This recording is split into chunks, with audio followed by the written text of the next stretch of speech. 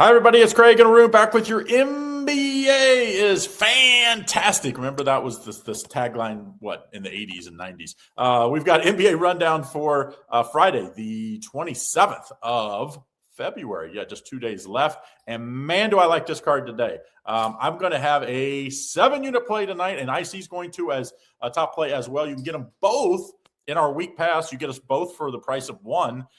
Go right here, $99 at this link, docsports.com/Craig Arun. I also tag it in the comments section as well at the top of the comments section. So you can click on that or just type it in. Get that NBA pass, get our both top plays and get 6 more days. If you want the college basketball, there's a link. It's at that same link. You can get the college basketball for 7 days and get both of our plays tonight plus 6 more days. So we're buying both, $198 to get them both. Okay, NBA, we kick us off here. Cleveland at Detroit. Banged up Cleveland with both Mitchell and Harden questionable in this one. And you face a Pistons team just look like they're pretty healthy. Pistons favored by 6, total 225.5. Look, you have a 37-23 team facing a 43-14 team. So you might be like, why are the Cleveland Cavaliers such a big dog? Well, that's because Harden is listed as day-to-day in this game. And then you have Mitchell, who's completely out. And then Schroeder's listed as day-to-day as well. So they got a lot of guys that are out right now. The Pistons did win 114-110 back on January the 4th. The Cleveland comes into this game losing to the Bucks by 2 points. And Cleveland hasn't lost back-to-back games in some time. And obviously when you have Dennis Schroeder as your savior leading you, and he's listed as day-to-day, he had 26 points last game. And Allen had 27 points. So who's going to score? That's the question. Cleveland comes off of a loss. Detroit comes into this game. The Pistons are decently healthy in the sense that, when you look at their status, I don't see anybody pretty much out for them. So that's pretty phenomenal. So the question then begs, why are they only a 6-point favorite when they're completely healthy? That has to be a question here. Pistons, of course, come off a nice win against Oklahoma City, 124-116. They've won 8 out of the last 10 as well. This is what I think. I think this game has a decent chance of going over the posted total. The last time this went to 220, the last time it was shockingly the total was sitting at 239.5, and the game only went to 224 points. This game comes in at 225.5, and I think what happens here is this game goes over. I think people are underestimating Cleveland's backups, and I think they're going to put up a lot of points. Give me the over in this game.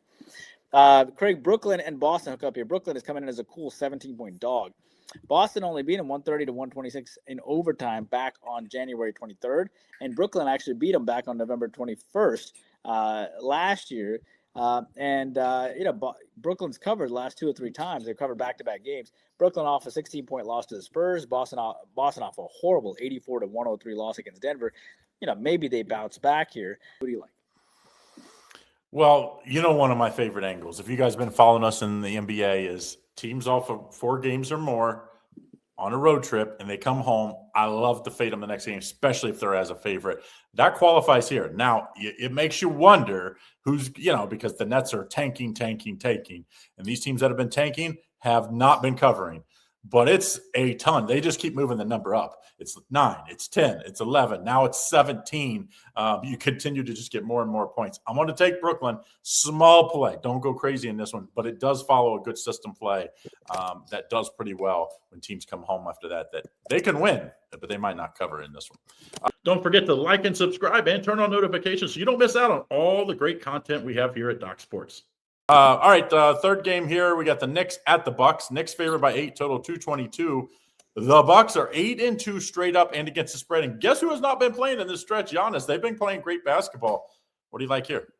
Pretty big dog, and they've been playing great, but there's a lot of points, it seems. Knicks did beat them 118-109 last time. New York coming off a bad loss to Cleveland, 94-109. But the Knicks really haven't lost back-to-back games. Bucks coming off. Bucks are playing great. I mean, they've won 8 out of the last 10, certainly, and they just beat Cleveland by 2 points. They're certainly not, too big for the moment, if you will. Giannis is still out, and Prince is still out for these Bucks. For the Knicks, you have a Knicks team here that only really is missing Miles McBride. He's supposed to go, surgery. He's expected to return on April the 1st. I got to be honest with you, man. I know the Knicks beat him back on November the 28th, but the Knicks coming off a bad loss to the Cavs in a game where they only put up 11 points in the third quarter. I think they're going to be super ticked off coming into this game, and I think they're going to be very motivated. And I'm going to take the Knicks here. I think they're just going to be very focused and coming off of a loss. It's been a while since the Knicks have lost back-to-back games too. I think you have to go back to You got to go back a while. You got to go back to mid-January. So give me the Knicks minus the 8 here against the Bucks. All right, Craig. Memphis here hooking up against Dallas. Memphis 5.5-point dog against Dallas. A couple things here. Memphis won 102-96 earlier this year. Memphis has also won this game the last 6 straight times. Memphis comes in this game losing to Golden State and Sacramento and Miami 3 straight. Dallas off a horrendous loss to the Kings, which was my YouTube premium selection. I took the Kings plus the 8. Who do you like here? Both these teams off of losses. Memphis beat them 102-96 early this year. That total was 229. This total sits at 247.5. Pretty simple for me. Memphis has the rest advantage. They're facing a Dallas team that I just don't know if really wants to win games. We saw it yesterday. The Kings are way worse than Memphis, and they lost at home. I think it's a tough spot here. I think you take Memphis here. I also, a little bonus, if Ty Jerome plays, he's been in and out of the lineup a little bit. I like his over. He's been between 15.5 and 17.5. He's been playing really good. He's been getting lots of shots, obviously, with so many injuries and holding guys out. I like Ty Jerome over his point total as well. But we'll take Memphis with the 5.5. Now, next game, Denver at Oklahoma City. Oklahoma City's favored by 8.5, total 232.5. Denver, nice win last time out against a very hot Celtics team. And Jamal Murray went down like basically 2 or 3 minutes into that game. So they did it without their best lead guard.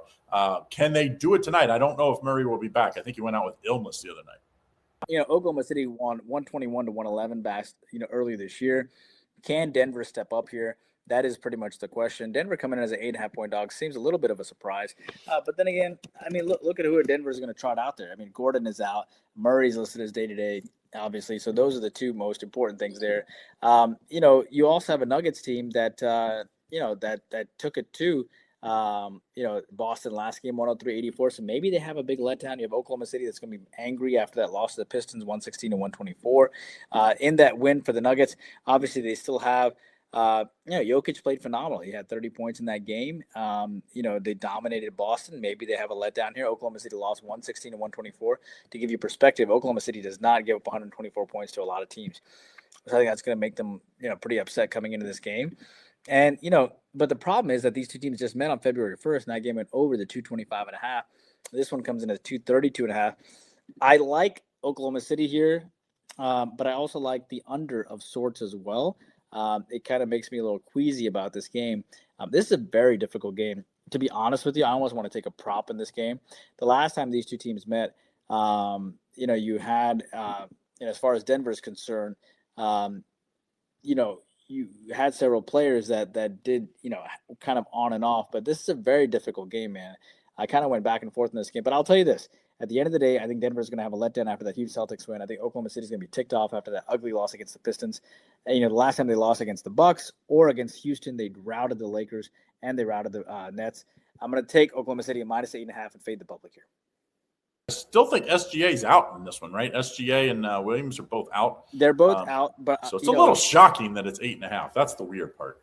I think they must think Murray's not playing for sure. Like that just really must not be playing, I'm guessing.